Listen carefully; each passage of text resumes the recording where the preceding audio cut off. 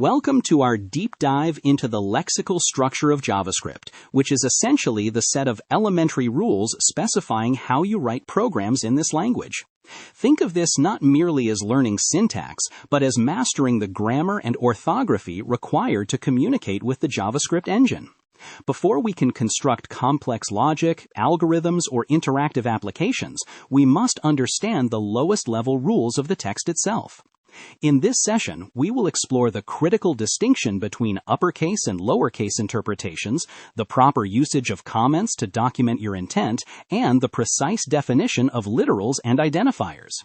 We will also examine the reserved keywords that form the language's command structure and the nuances of optional semicolons. Mastering these basics is non-negotiable.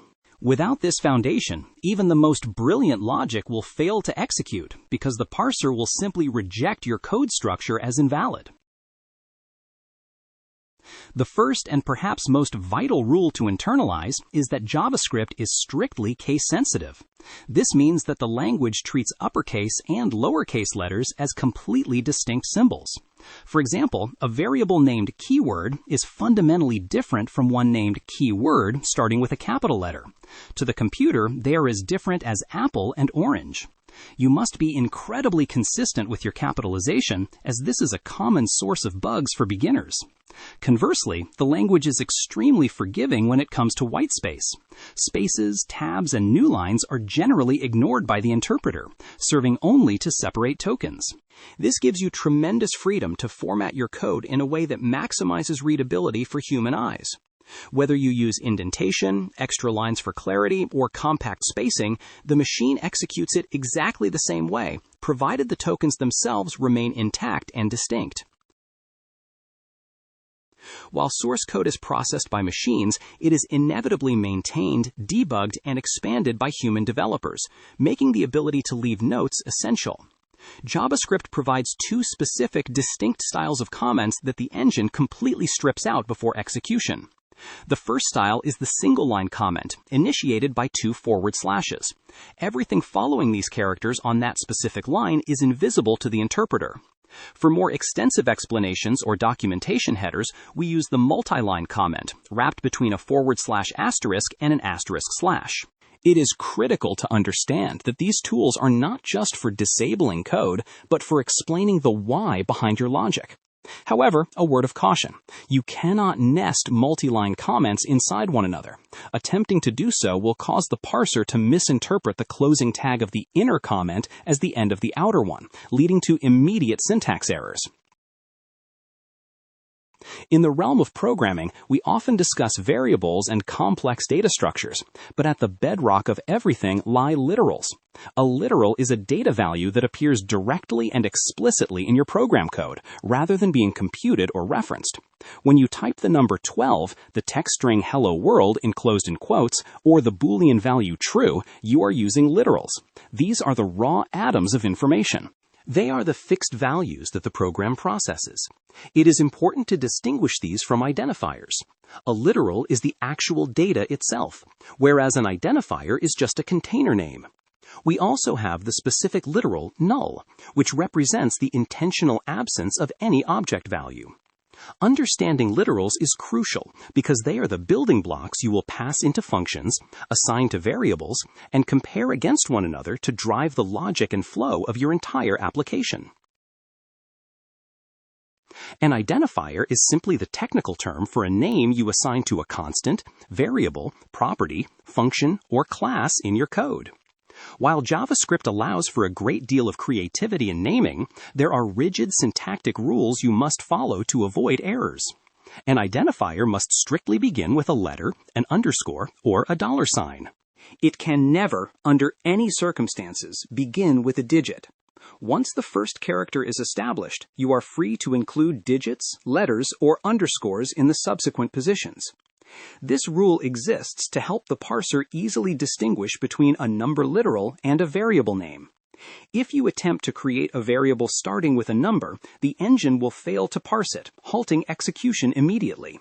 Therefore, adopting a consistent naming convention that adheres to these rules is not just stylistic, but a mandatory requirement for writing functional JavaScript code. As you craft your identifiers, you must navigate around a specific set of reserved words that the language has claimed for its own internal use. These are keywords that act as the structural commands of JavaScript, such as if, while, function, return, and class.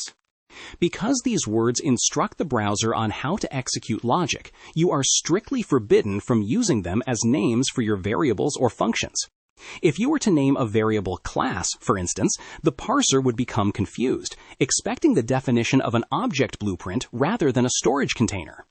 There are also words reserved for future versions of the language, like enum, which should also be avoided.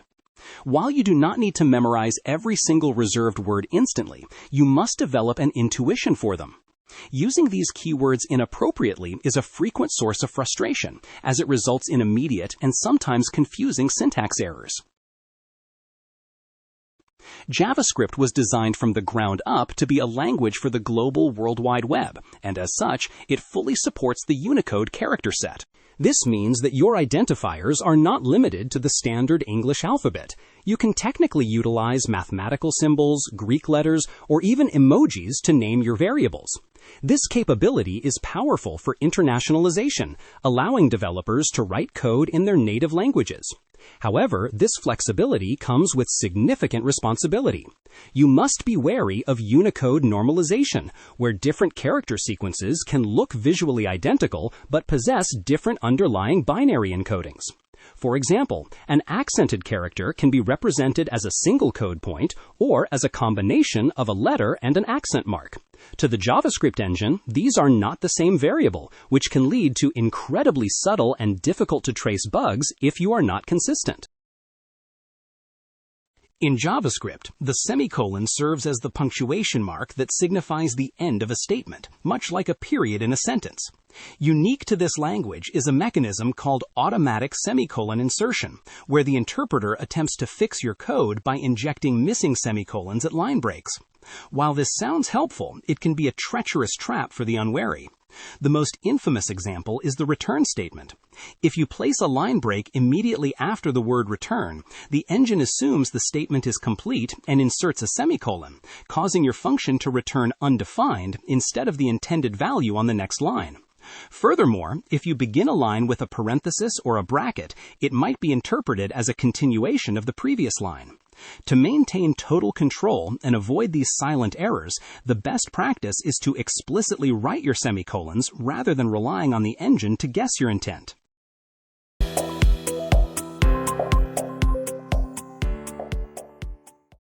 We have now traversed the entire landscape of JavaScript's lexical structure, establishing the ground rules that will govern every line of code you write henceforth.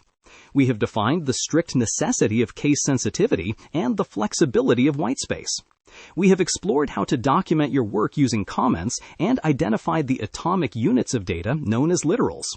We also scrutinized the rules for naming identifiers, the prohibition of reserved keywords, and the vast possibilities and dangers of Unicode support. Finally, we clarified the behavior of semicolons and the importance of preventing automatic insertion errors. With this grammatical foundation firmly in place, you are no longer just typing text, you are writing valid instructions that the engine can understand. You are now fully prepared to advance to the next level of complexity, where we will begin to manipulate primitive types and values to build actual logic.